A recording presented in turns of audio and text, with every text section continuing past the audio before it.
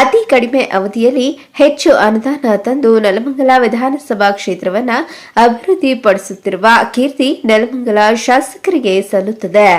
ಹಲವು ವರ್ಷಗಳಿಂದ ಗುಂಡಿ ಬಿದ್ದಿದ್ದ ರಸ್ತೆಗೆ ಜೀರ್ಣೋದ್ಧಾರ ಭಾಗ್ಯ.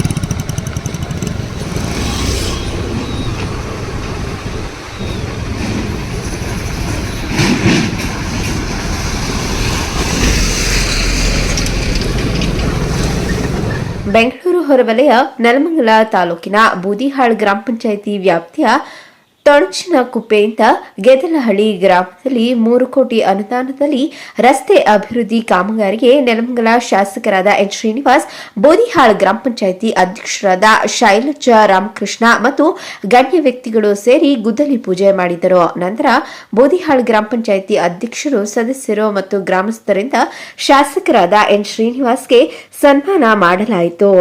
ನಂತರ ಮಾಧ್ಯಮದ ಜೊತೆ ಮಾತನಾಡಿದ ಬೂದಿಹಾಳ್ ಗ್ರಾಮ ಪಂಚಾಯಿತಿ ಅಧ್ಯಕ್ಷರಾದ ಶೈಲಜಾ ರಾಮಕೃಷ್ಣ, ಹಲವು ವರ್ಷಗಳಿಂದ ಗುಂಡಿ ಬಿದ್ದಿದ್ದ ರಸ್ತೆಗೆ ಜೀರ್ಣೋದ್ಧಾರ ಭಾಗ್ಯವನ್ನ ನಮ್ಮ ಶಾಸಕರು ಕಲ್ಪಿಸಿಕೊಟ್ಟಿದ್ದಾರೆ. ಗ್ರಾಮ ಪಂಚಾಯಿತಿ ವ್ಯಾಪ್ತಿಯಲ್ಲಿ ಕಾಂಕ್ರೀಟ್ ರಸ್ತೆ ನಿರ್ಮಾಣ ಮಾಡಿದ್ದಾರೆ. ಅತಿ ಕಡಿಮೆ ಅವಧಿಯಲ್ಲಿ ಹೆಚ್ಚು ಅನುದಾನ ತಂದು ನೆಲಮಂಗಲ ವಿಧಾನಸಭಾ ಕ್ಷೇತ್ರವನ್ನು ಅಭಿವೃದ್ಧಿಪಡಿಸುತ್ತಿರುವ ಕೀರ್ತಿ ನಮ್ಮ ನೆಲಮಂಗಲ ಶಾಸಕರಾದ ಎನ್ ಶ್ರೀನಿವಾಸ್ ಅವರಿಗೆ ಸಲ್ಲುತ್ತದೆ ಎಂದು ಸಂತಸ ವ್ಯಕ್ತಪಡಿಸಿದರು.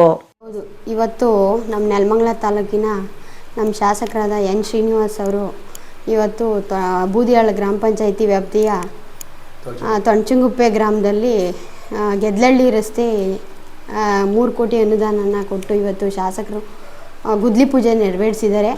ಅದೇ ರೀತಿ ಇನ್ನೂ ಹೆಚ್ಚಿನ ರೀತಿ ನಮ್ಮ ತೊಣಚಿನಕುಪ್ಪೆ ಗ್ರಾಮಕ್ಕೆ ಅನುದಾನ ಹೆಚ್ಚು ಕೊಡಲಿ ಅಂತ ಹೇಳಿ ಅವ್ರಿಗೆ ಈ ಸಮಯದಲ್ಲಿ ನಾನು ಧನ್ಯವಾದಗಳನ್ನ ಹೇಳಕ್ಕೆ ಇಷ್ಟಪಡ್ತೀನಿ. ಮೇಡಮ್, ಆಮೇಲೆ ಶಾಸಕರು ಹೇಳಿದ್ರು ತುಂಬ ಭಾರಿ ಮಿತಿ ವಾಹನಗಳಲ್ಲಿ ಓಡಾಡೋದ್ರಿಂದ ರಸ್ತೆ ನಾವು ಏನೇ ಮಾಡಿದ್ರು ಸಹ ಮುಂದಿನ ದಿನಗಳಲ್ಲಿ ಮತ್ತೆ ಬೇಗ ಕಿತ್ತೋಗುತ್ತೆ.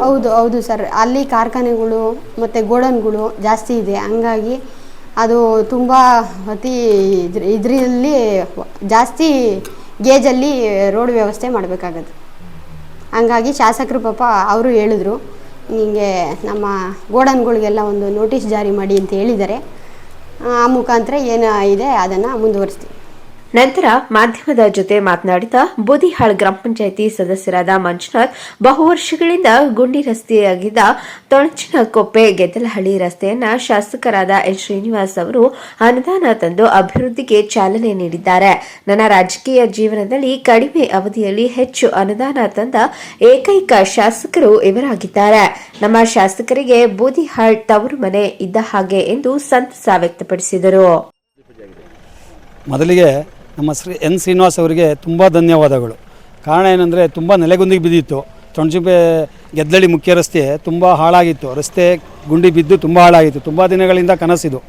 ಅದನ್ನು ನೆರವೇರಿಸಿದ್ದಾರೆ. ಖಂಡಿತ ಅವರಿಗೆ ಧನ್ಯವಾದಗಳು, ಹಾಗೂ ಉತ್ಪೂರ್ವಕವಾದ ಧನ್ಯವಾದಗಳು ಅವರಿಗೆ.